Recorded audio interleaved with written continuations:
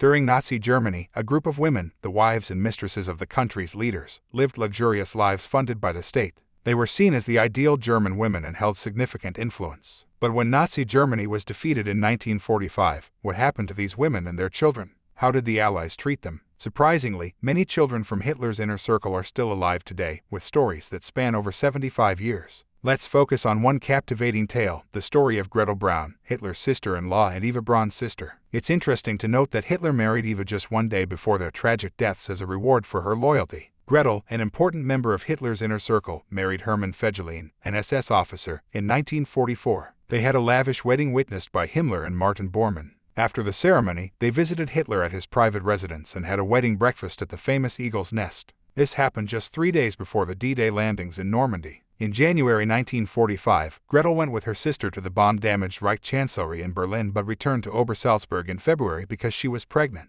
Unfortunately, her life took a turn for the worse when Fegelein deserted the bunker and was captured by Hitler's bodyguards during the Battle of Berlin. This, along with Heinrich Himmler's betrayal, led Hitler, influenced by Bormann, to order Fegelein's execution. Despite Eva Braun's pleas, Fegelein was killed in the Reich Chancellery garden. On April 29, 1945, Hitler married Eva Braun, making Gretel his sister-in-law. Shortly after, Gretel gave birth to a daughter named Ava, a week after Hitler and Eva's suicides. Gretel preserved photo albums, jewelry, films, and letters, including correspondence between Hitler and Eva. These were hidden at Fischhorn Castle, the former headquarters of her husband's SS division. However, after the war, Gretel was tricked into revealing the hiding place by a German refugee who was actually a U.S. agent. The materials were seized and taken to Washington, D.C. Sadly, some items have gone missing, and much of it is still inaccessible to the public. Gretel married Kurt Berlinghoff in 1954, but they didn't have children together. Her daughter Ava took her own life in 1971 after losing her fiancé in a car accident.